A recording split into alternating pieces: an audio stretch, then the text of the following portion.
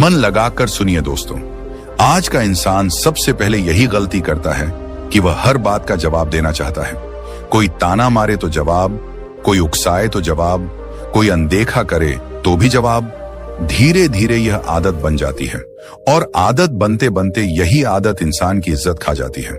मनोवैज्ञानिक कहते हैं, जब कोई व्यक्ति हर समय उपलब्ध रहता है, हर समय प्रतिक्रिया देता है, तो सामने वाले के मन में उसके लिए अनिश्चितता नहीं बचती, और जहां अनिश्चितता नहीं होती वहां सम्मान धीरे धीरे मर जाता है।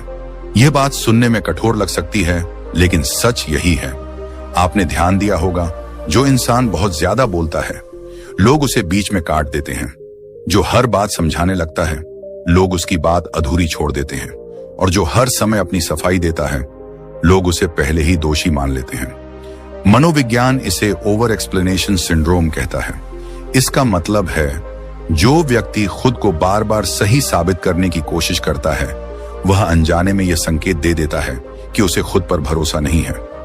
गौतम बुद्ध की शिक्षाओं में एक गहरी बात बार बार दिखाई देती है। जिसे खुद पर भरोसा होता है उसे दुनिया को कुछ साबित करने की जरूरत नहीं होती। जब आप चुप रहते हैं तब सामने वाला असहज हो जाता है, उसका मन सवालों से भरने लगता है।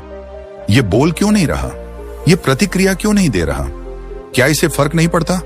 और यहीं से शक्ति का संतुलन बदलने लगता है। मनोवैज्ञानिक कहते हैं, मनुष्य का दिमाग हमेशा खाली जगह भरना चाहता है। जब आप कुछ नहीं कहते तो सामने वाला अपने ही डर, अपनी ही सोच, अपने ही अनुमान से उस खाली जगह को भरने लगता है, और अक्सर वह अपने ही जाल में फंस जाता है। इसीलिए चुप रहने वाला व्यक्ति रहस्यमय लगता है, और रहस्य हमेशा आकर्षण और सम्मान पैदा करता है। दुनिया शोर पसंद करती है, लेकिन शोर पर किसी को भरोसा नहीं होता। दुनिया उस इंसान की बात मानती है जो कम बोलता है, लेकिन जब बोलता है तो सब रुक जाते हैं। गौतम बुद्ध ने कहा था, मन को जीत लेने वाला व्यक्ति बिना लड़े ही सब जीत लेता है। अब जरा अपने जीवन को देखिए, आप अच्छे थे, दिल से अच्छे थे, फिर भी लोग आपकी इज्जत नहीं करते थे। क्यों? क्योंकि आप हर कॉल उठा लेते थे, हर मैसेज का जवाब तुरंत दे देते थे, हर बार समझाने बैठ जाते थे, और हर बार यही सोचते थे, मैं बुरा ना लग जाऊं। मनोवैज्ञानिक इसे पीपल प्लीजिंग बिहेवियर कहते हैं। इसका अर्थ है दूसरों की स्वीकृति पाने के लिए खुद को छोटा कर देना। यह व्यवहार बाहर से बहुत अच्छा लगता है, लेकिन अंदर से इंसान को खोखला कर देता है। धीरे धीरे लोग समझ जाते हैं कि यह व्यक्ति कभी सीमा नहीं बनाएगा, और जहां सीमा नहीं होती वहां सम्मान नहीं टिकता। गौतम बुद्ध ने सिखाया था कि करुणा और कमजोरी में फर्क होता है। करुणा में मौन होता है, कमजोरी में सफाई। आप जब हर समय यह सोचते हैं कि लोग क्या सोचेंगे, तब आप अपने मन की शक्ति उन्हें सौंप देते हैं। और मनोविज्ञान का नियम साफ है, जिसके पास शक्ति होती है वही तय करता है कि सम्मान किसे मिलेगा। आज का इंसान दुखी इसलिए नहीं है कि उसके साथ गलत हो रहा है, वह दुखी इसलिए है क्योंकि वह हर गलत बात को सहते हुए भी चुप नहीं रह पाता। चुप रहना आसान नहीं होता।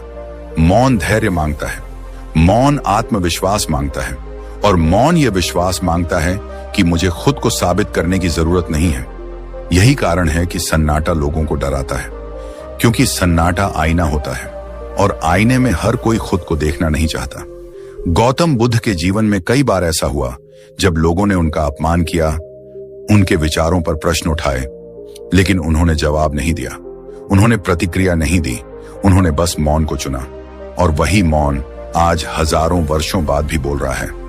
मनोवैज्ञानिक कहते हैं, जो व्यक्ति अपनी भावनाओं को नियंत्रित कर लेता है वही वास्तव में स्वतंत्र होता है, और स्वतंत्र इंसान को कोई हल्के में नहीं ले सकता। यहां से एक गहरी समझ शुरू होती है कि इग्नोर करना लोगों को सजा देना नहीं है, इग्नोर करना खुद को बचाना है।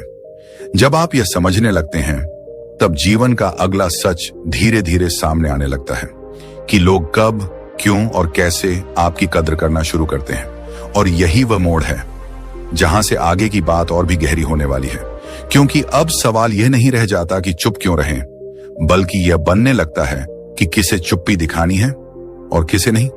यहीं से अगला विषय जन्म लेता है। अब सवाल यह नहीं रह जाता कि चुप रहना चाहिए या नहीं, बल्कि सवाल यह बन जाता है कि चुप रहना कब ताकत बन जाता है। क्योंकि सच्चाई यह है कि हर चीज पर रिएक्ट न करना कमजोरी नहीं होता, ये उस इंसान की पहचान होती है जिसने अपने भीतर की उथल पुथल पर काबू पा लिया है। आज का इंसान बाहर की दुनिया से नहीं हार रहा, वह अपने रिएक्शन से हार रहा है। कोई एक शब्द बोल देता है और मन बिखर जाता है, कोई एक ताना मार देता है और आत्मसम्मान डगमगा जाता है, कोई अनदेखा कर देता है और नींद उड़ जाती है। मनोविज्ञान कहता है जब कोई व्यक्ति तुरंत प्रतिक्रिया देता है तो असल में वह अपने दिमाग का कंट्रोल सामने वाले को दे देता है, और जो अपना कंट्रोल किसी और को दे दे वह शक्तिशाली नहीं रह सकता। गौतम बुद्ध ने जीवन भर यही समझाया, लेकिन शब्दों से नहीं, अपने व्यवहार से। उनका मौन भागना नहीं था, उनका मौन जागरूकता था। वे जानते थे कि हर उकसावे का उत्तर देना आत्मा को कमजोर करता है। वे जानते थे कि जिसने खुद को साध लिया उसे हालात साधने की जरूरत नहीं पड़ती। मनोवैज्ञानिक कार्ल जंग ने कहा था कि जो हमें सबसे ज्यादा परेशान करता है वही हमें नियंत्रित करता है। अब जरा इस बात को अपने जीवन पर रखकर देखिए। जो बातें आपको सबसे ज्यादा चुभती हैं वही लोग सबसे ज्यादा आपसे खेलते हैं। क्यों? क्योंकि उन्हें पता है कि बटन कहां दबाना है। लोग आपके शब्दों से नहीं खेलते, लोग आपके रिएक्शन से खेलते हैं। जब आप नाराज होते हैं वे जीत जाते हैं, जब आप सफाई देते हैं वे ऊपर आ जाते हैं, और जब आप तड़पते हैं वे संतुष्ट हो जाते हैं। लेकिन जिस दिन आपने रिएक्ट करना बंद कर दिया उसी दिन खेल खत्म हो जाता है, क्योंकि खेल तभी तक चलता है जब तक सामने से प्रतिक्रिया मिलती रहे। मनोविज्ञान इसे इमोशनल हुक कहता है। जब कोई व्यक्ति आपकी भावनाओं में हुक डाल देता है और आप फंस जाते हैं, लेकिन हुक तभी काम करता है जब आप खींचते हैं। अगर आप स्थिर रह जाएं तो सामने वाला खुद थक जाता है। गौतम बुद्ध के जीवन में एक घटना अक्सर समझाई जाती है बिना उपदेश के। कई लोग आते थे, अपशब्द कहते थे, आरोप लगाते थे। बुद्ध सुनते थे, मुस्कुराते थे और चुप रहते थे। लोग और जोर से बोलते थे और अंत में वही लोग थक कर बैठ जाते थे। बुद्ध ने कभी कहा नहीं कि तुम गलत हो। उन्होंने बस यह दिखाया कि हर शब्द उत्तर मांगता ही नहीं। यह मौन डराता है क्योंकि यह सामने वाले को उसके अपने शब्दों के साथ अकेला छोड़ देता है, और इंसान को सबसे ज्यादा डर उसी चीज से लगता है जिसमें वह खुद को देख ले। मनोवैज्ञानिक सिगमंड फ्रायड ने कहा था कि मनुष्य अक्सर दूसरों पर वही आरोप लगाता है जो वह खुद में स्वीकार नहीं कर पाता। जब आप चुप रहते हैं तो सामने वाला बोलता चला जाता है, और बोलते बोलते वह अपनी ही सोच उजागर कर देता है। आपने देखा होगा जब आप शांत रहते हैं तो कुछ लोग ज्यादा बोलने लगते हैं। वे अपनी सफाई देने लगते हैं, वे खुद को सही साबित करने लगते हैं, और यही वह पल होता है जब सच्चाई बिना पूछे बाहर आ जाती है। इसलिए मौन खालीपन नहीं है, मौन एक जगह है जहां सामने वाला खुद को बेनकाब कर देता है। जो व्यक्ति हर बात पर रिएक्ट करता है वह सामने वाले को आईना नहीं दिखा पाता, लेकिन जो व्यक्ति चुप रहता है वही सबसे साफ आईना बन जाता है। मनोविज्ञान कहता है आत्मनियंत्रण सबसे ऊंचा नियंत्रण है। जो खुद को कंट्रोल कर लेता है वही हालात को कंट्रोल करता है, क्योंकि हालात बाहर नहीं होते, हालात भीतर पैदा होते हैं। गौतम बुद्ध की शिक्षाओं का मूल यही था। दुख बाहर से नहीं आता, दुख हमारी प्रतिक्रिया से जन्म लेता है। जब कोई आपको अपमानित करता है वह सिर्फ शब्द देता है। दर्द तब होता है जब आप उन शब्दों को अंदर ले जाते हैं, और यह निर्णय सिर्फ आपका होता है। आज लोग चुप रहने से डरते हैं क्योंकि उन्हें लगता है कि चुप रहना हार है, लेकिन मनोविज्ञान कहता है चुप रहना उस इंसान का गुण है जिसे खुद पर भरोसा है, जिसे यह साबित करने की जरूरत नहीं कि वह कौन है। आप ध्यान दीजिए, सबसे शांत इंसान अक्सर सबसे गहरे होते हैं। वे कम बोलते हैं लेकिन उनकी मौजूदगी बहुत कुछ कह देती है, और यही वजह है कि उनकी इज्जत बिना मांगे मिलती है। जब आप रिएक्ट करना छोड़ते हैं तो लोग भ्रम में पड़ जाते हैं। वे समझ नहीं पाते कि आप सोच क्या रहे हैं, और यह भ्रम ही शक्ति बन जाता है। मनोवैज्ञानिक कहते हैं अनप्रिडिक्टेबिलिटी क्रिएट्स रिस्पेक्ट। जो व्यक्ति हर बार एक सा व्यवहार नहीं करता वही गंभीरता पैदा करता है। गौतम बुद्ध ने कभी खुद को अनुमान लगाने लायक नहीं बनाया। उन्होंने न तो गुस्से का प्रदर्शन किया, न ही भावनाओं की नुमाइश। उन्होंने बस संतुलन रखा, और संतुलन ही असली ताकत है। जब आप चुप होते हैं तब सामने वाला बोलता है, और जब वह बोलता है तब वह खुद को खोल देता है। यही कारण है कि बुद्ध ने मौन को शस्त्र नहीं कवच बनाया। ये मौन आपको बचाता है, ये मौन आपको ऊंचा उठाता है, और ये मौन आपको उस जगह ले जाता है जहां से आप देख पाते हैं कि कौन क्या है। धीरे धीरे आप समझने लगते हैं कि हर लड़ाई लड़ने लायक नहीं होती, हर बात का जवाब देना जरूरी नहीं होता और हर इंसान आपकी ऊर्जा के काबिल नहीं होता। यहीं से एक और सच्चाई जन्म लेती है कि लोग आपकी अच्छाई नहीं, आपकी सीमाएं याद रखते हैं, और सीमाएं शब्दों से नहीं, मौन से बनती हैं।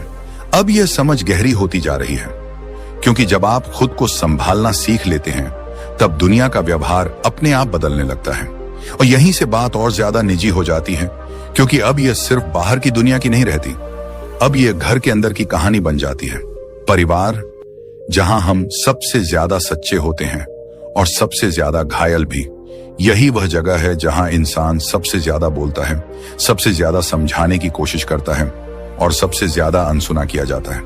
क्योंकि परिवार में हम ये मान लेते हैं कि यहां तो मुझे समझा ही जाएगा, लेकिन मनोविज्ञान कहता है जहां ज्यादा उम्मीद होती है वहां चोट भी गहरी लगती है।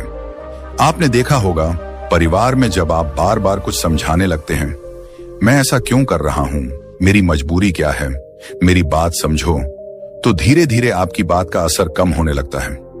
मनोवैज्ञानिक इसे इमोशनल ओवर एक्सपोजर कहते हैं। जब कोई व्यक्ति अपनी भावनाएं बार बार बिना सीमा के खोल देता है तो सामने वाला उन्हें हल्के में लेने लगता है।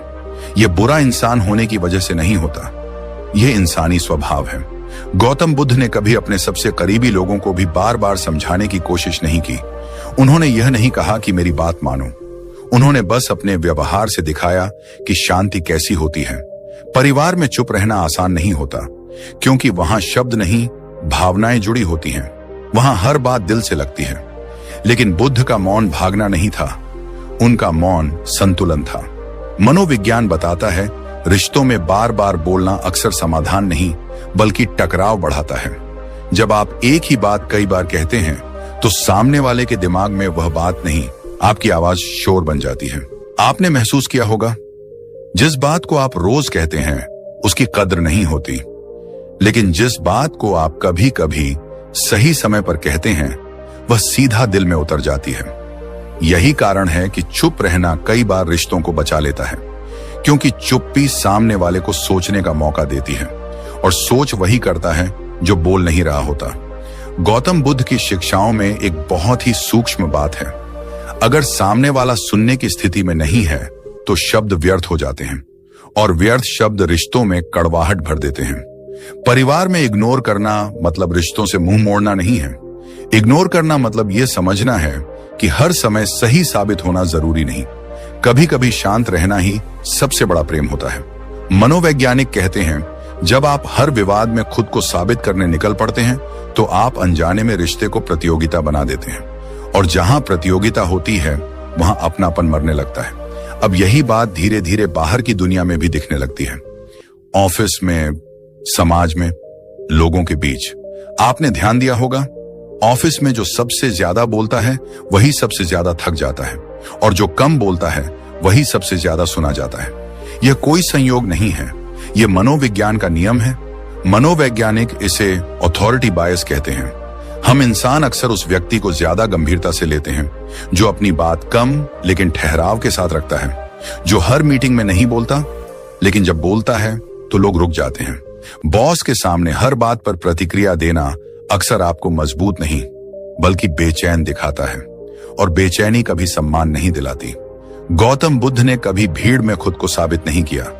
उन्होंने न तो शोर मचाया, न ही अपनी उपस्थिति थोपने की कोशिश की। उनकी चुप्पी ही उनकी पहचान बन गई। मनोवैज्ञानिक अल्बर्ट आइंस्टीन ने कहा था कि शांति में सोच सबसे साफ होती है, और साफ सोच वही कर सकता है जो हर समय बोलने में अपनी ऊर्जा खर्च नहीं करता। ऑफिस में मौन का मतलब निष्क्रिय होना नहीं है। मौन का मतलब है सही समय का इंतजार करना, और सही समय पर कही गई बात अक्सर 10 गलत समय की बातों से ज्यादा असर करती है। समाज भी यही देखता है, जो हर जगह अपनी राय देता है उसे लोग सुनते तो हैं लेकिन याद नहीं रखते, और जो कम बोलता है उसकी बात को लोग मन में बैठा लेते हैं। मनोविज्ञान कहता है, स्कैर्सिटी क्रिएट्स वैल्यू। जो चीज कम मिलती है वही कीमती लगती है। आपके शब्द भी इसी नियम पर चलते हैं। जब आप हर समय उपलब्ध नहीं रहते, हर बात पर राय नहीं देते, हर बहस में कूद नहीं पड़ते, तो आपकी मौजूदगी खुद ब खुद वजनदार हो जाती है। गौतम बुद्ध ने यही सिखाया। बाहर की दुनिया को बदलने से पहले अपने भीतर की बेचैनी को शांत करो।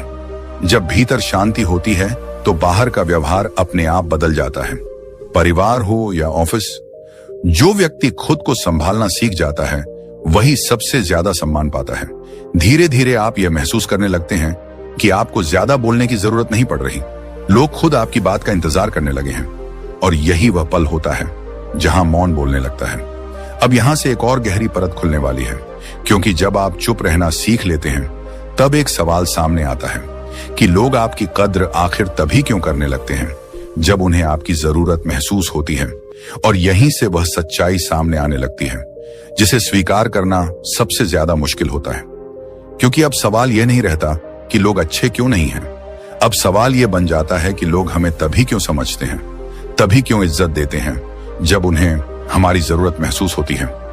यह बात सुनने में कड़वी लगती है, लेकिन मनोविज्ञान इसे बहुत साफ शब्दों में समझाता है। इंसान जिस चीज को आसानी से पा लेता है वह उसके लिए सामान्य बन जाती है, और जो चीज सामान्य बन जाती है उसकी कद्र धीरे धीरे खत्म हो जाती है।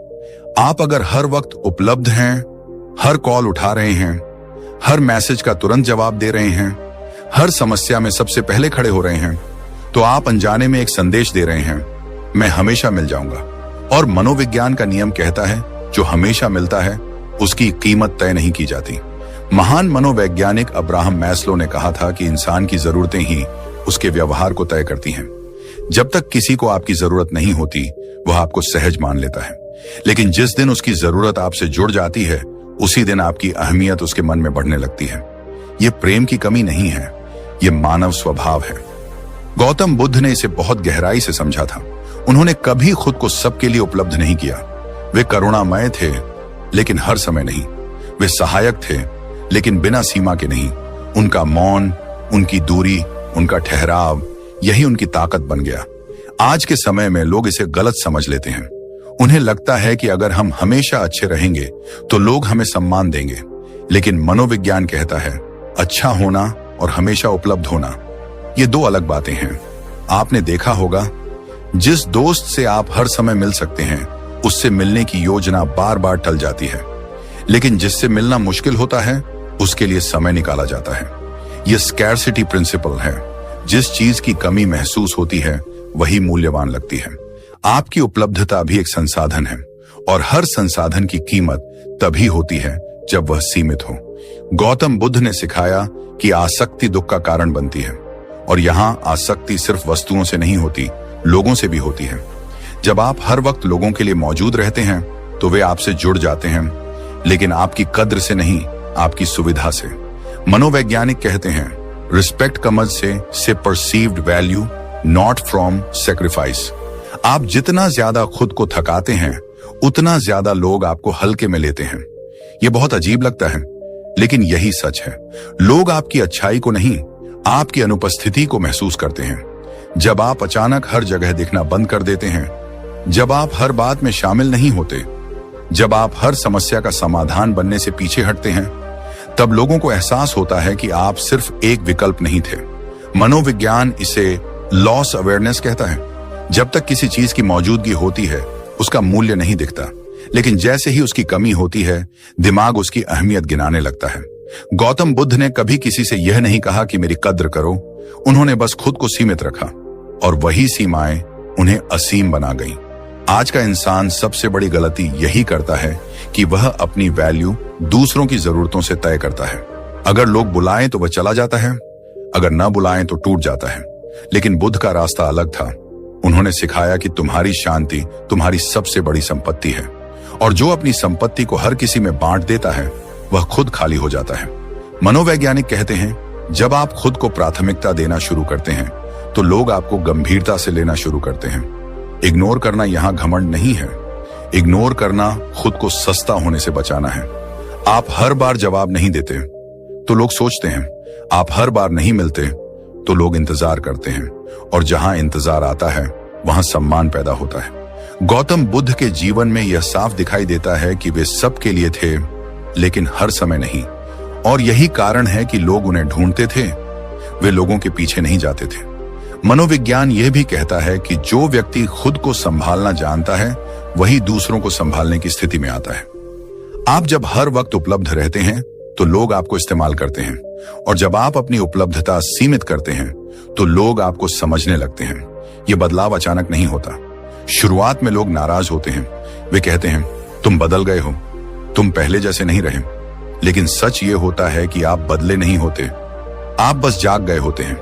गौतम बुद्ध ने कहा था कि जागा हुआ इंसान सोए हुए लोगों को अजीब लगता है। धीरे धीरे लोग आपके साथ व्यवहार बदलते हैं। वे आपको ज्यादा ध्यान से सुनते हैं। वे आपकी हां और ना दोनों को महत्व देते हैं, क्योंकि अब उन्हें पता है कि आप हर वक्त उपलब्ध नहीं हैं। यहीं से इज्जत का जन्म होता है और यहीं से एक और गहरी सच्चाई सामने आने लगती है कि इग्नोर करना सिर्फ लोगों से दूरी बनाना नहीं है, बल्कि यह सीखना है कि कब चुप रहना चाहिए और कब नहीं, क्योंकि हर चुप्पी सही नहीं होती और हर मौन ताकत नहीं बनता। अब अगला सच इसी अंतर को समझाने वाला है कि चुप रहना और अपमान सहना। और अब यहीं से सबसे नाजुक, सबसे गलत समझा जाने वाला और सबसे जरूरी सच सामने आता है, क्योंकि अब बात सिर्फ इग्नोर करने की नहीं है।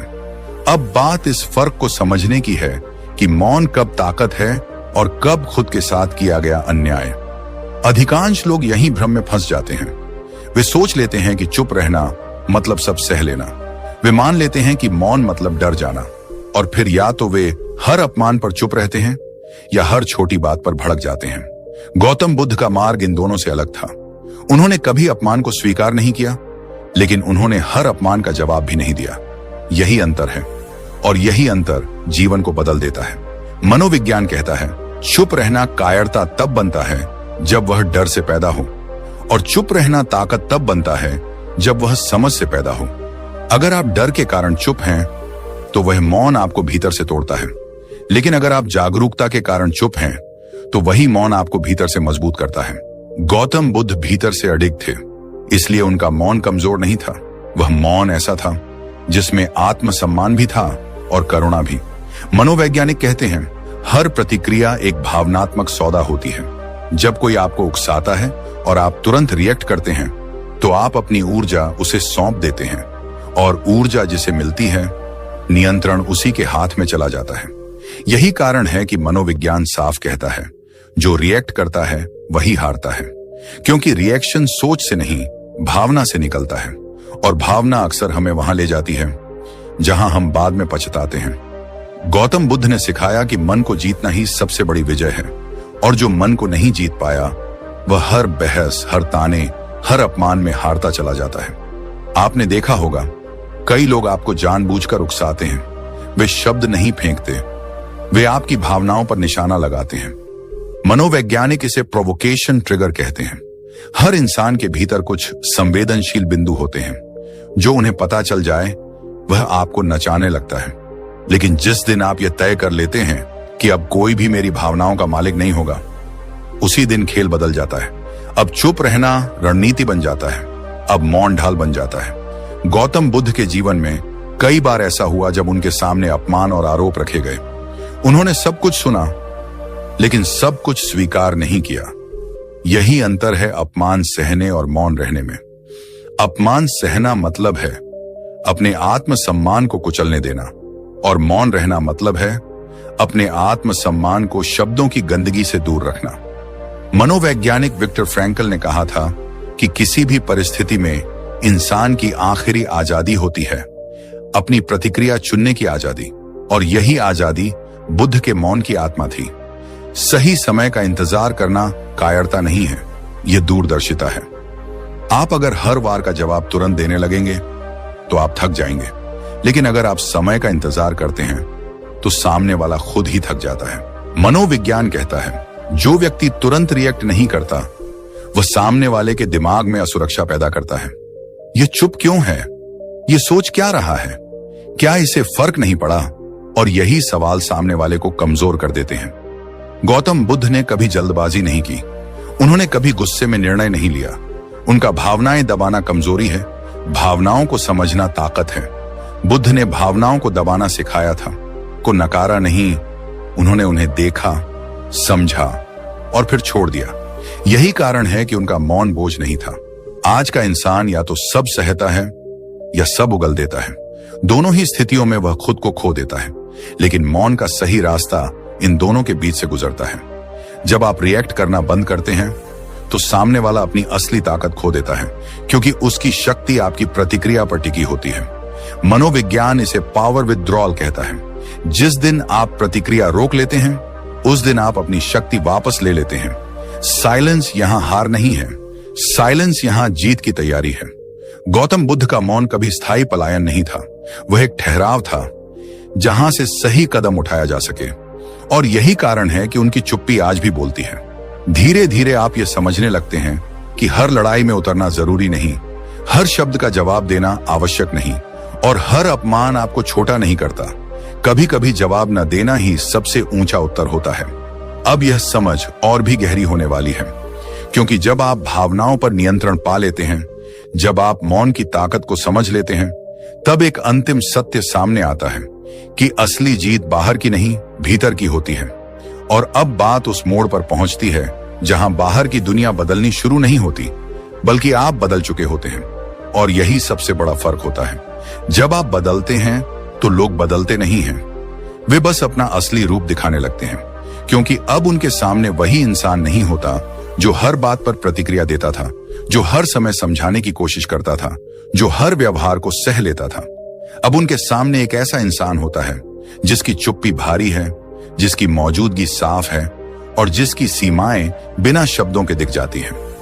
मनोविज्ञान कहता है, इंसान शब्दों से नहीं, ऊर्जा से सीखता है। आप जितना बोलते हैं, लोग उतना ही अनसुना करते हैं। लेकिन जिस दिन आप भीतर से शांत हो जाते हैं, उसी दिन आपकी खामोशी लोगों के व्यवहार को दिशा देने लगती है। आपने ध्यान दिया होगा, जब आप बहस करना छोड़ देते हैं, लोग धीरे धीरे आपसे बहस करना बंद कर देते हैं। जब आप सफाई देना छोड़ देते हैं, लोग आपसे आरोप लगाना कम कर देते हैं।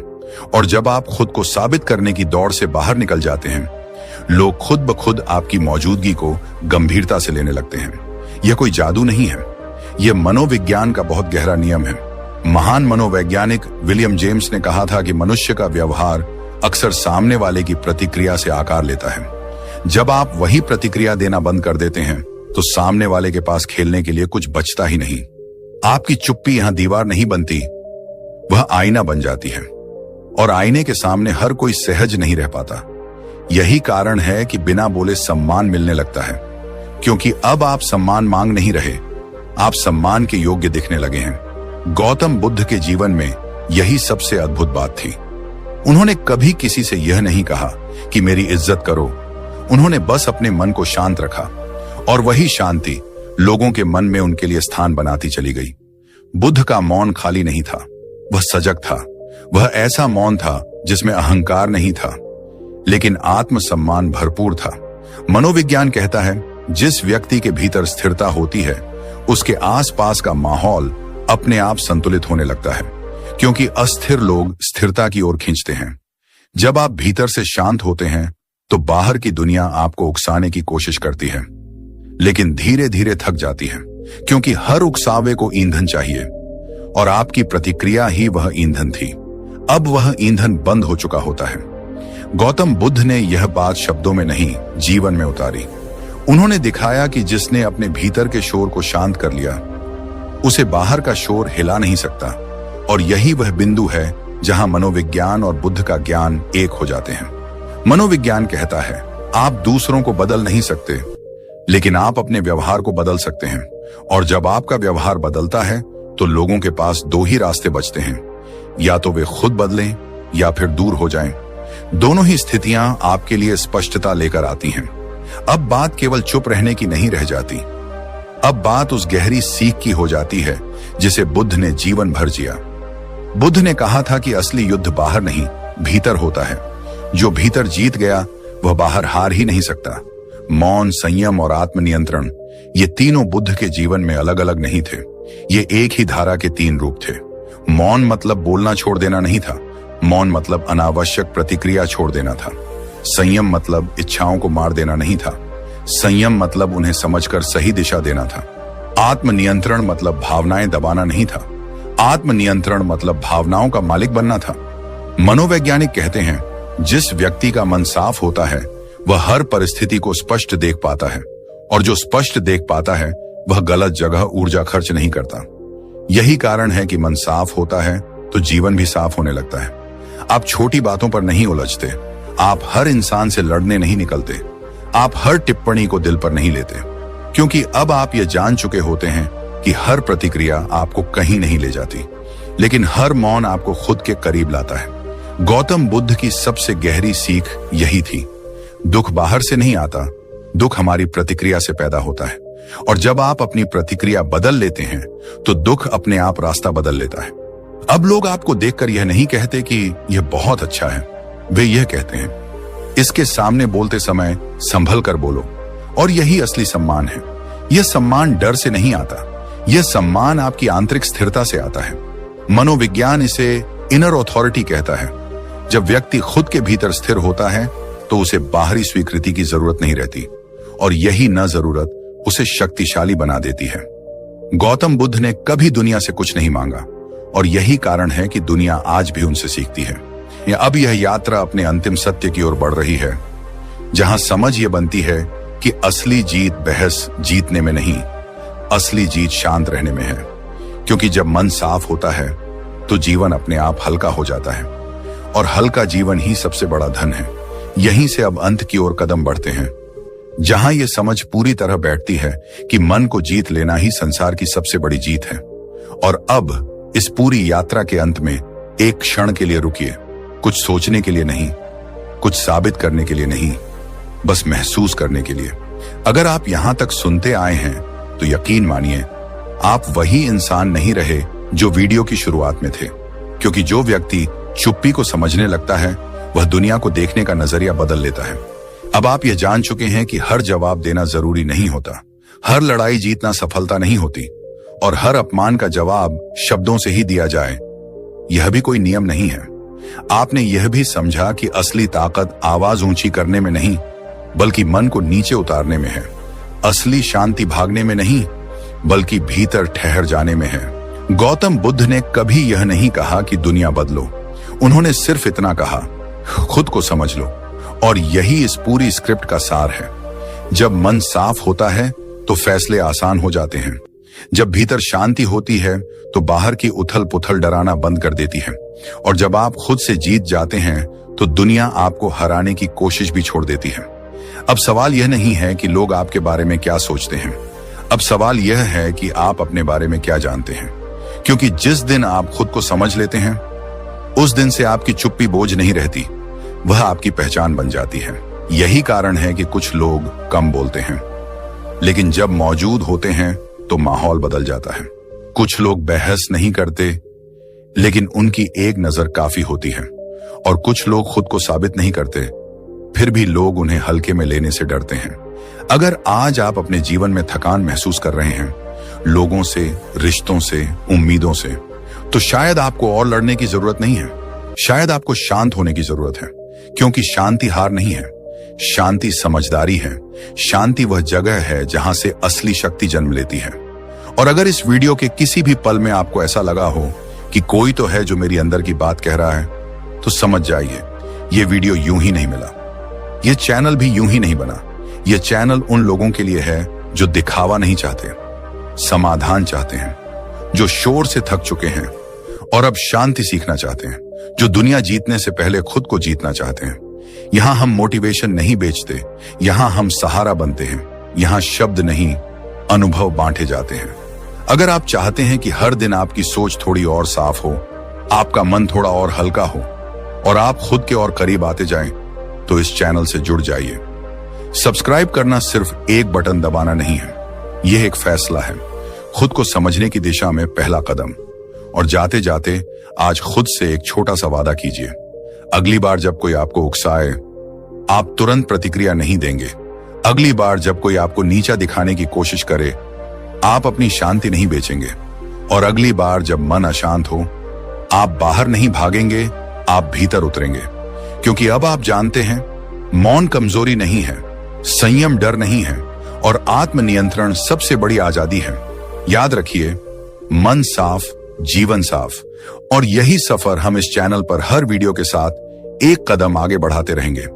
मिलते हैं अगले वीडियो में एक नई गहराई के साथ, एक नई शांति के साथ, और खुद से मिलने की एक नई शुरुआत के साथ। धन्यवाद।